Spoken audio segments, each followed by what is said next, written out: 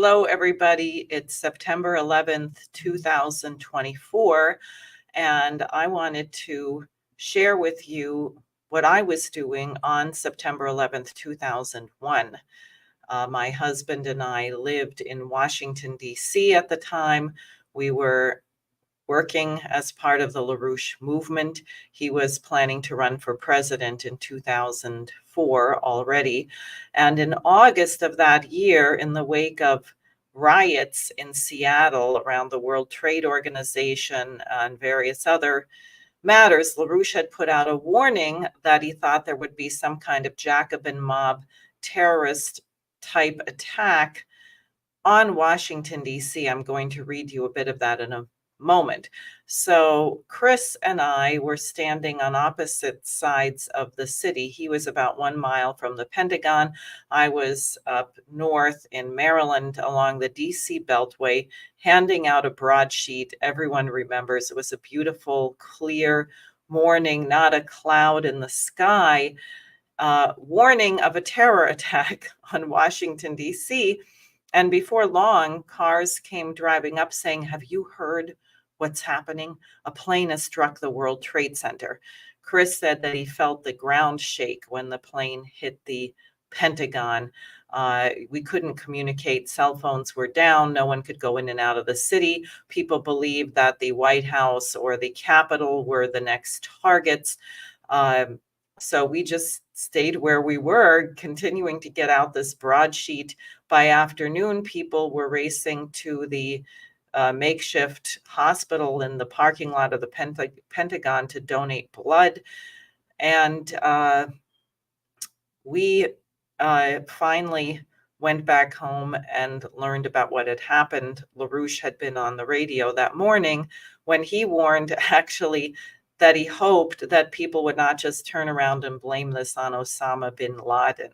And a few days later, he put out a warning on September 15th, 2001, called "Shoot the Neighbor's Cat," warning that CNN and the news media were stampeding the American people into a series of wars against nations which could not possibly have done the attack, and that we were better to look within the United States into rogue sections of various intelligence apparatuses and the military, etc., to find out what was happening, what had caused it. And he warned, if we insisted on looking externally and destroying countries externally, we would not see the burglar within our own house. Just like the guy who comes home, his house has been robbed, he whips out his shotgun and shoots the neighbor's cat, rather than trying to investigate if the robber is still hiding under the bed. And so 9/11 became the excuse for every kind of war, police state apparatus, surveillance. I remember George Bush saying if we went out Christmas shopping, then that would mean the terrorists had lost because we weren't afraid. It was really stupid. The good part about it is that you saw the American people really pull together, and that could have been a powerful movement for a very powerful change in the right direction. But of course, that was not the intent of this. It was to stampede us toward war and fascism. So I'm going to go exactly to what Lyndon LaRouche said was going to happen. And this is what he wrote. This was put out August 24th, 2001. He says, "The world is presently gripped by the biggest, most deep-going, most deadly financial and monetary crisis since Europe of the middle to late 14th century.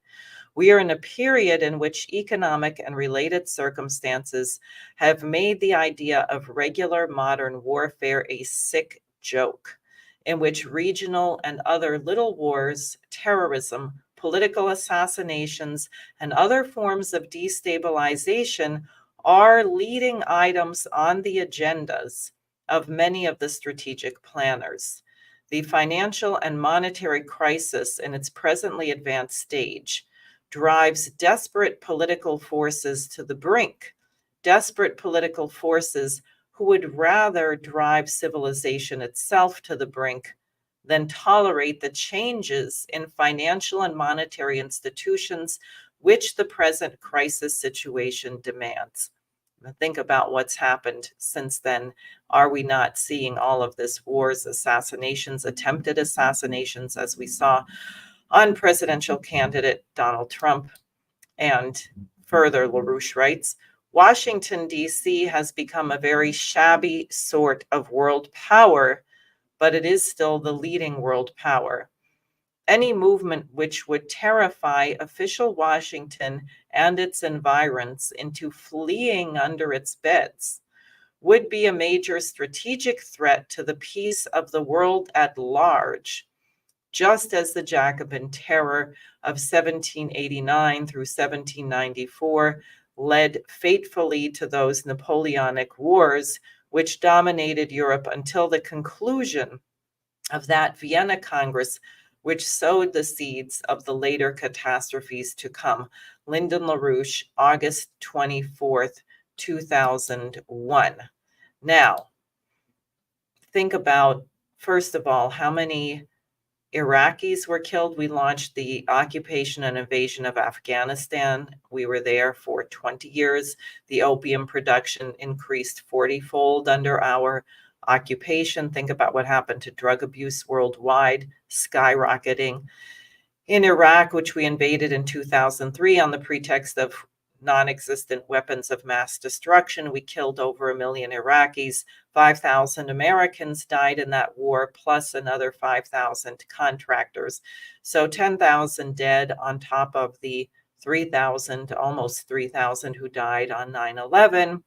Then we have thousands of first responders who are dying of cancer and related illness as a result of the toxins that were released on that day.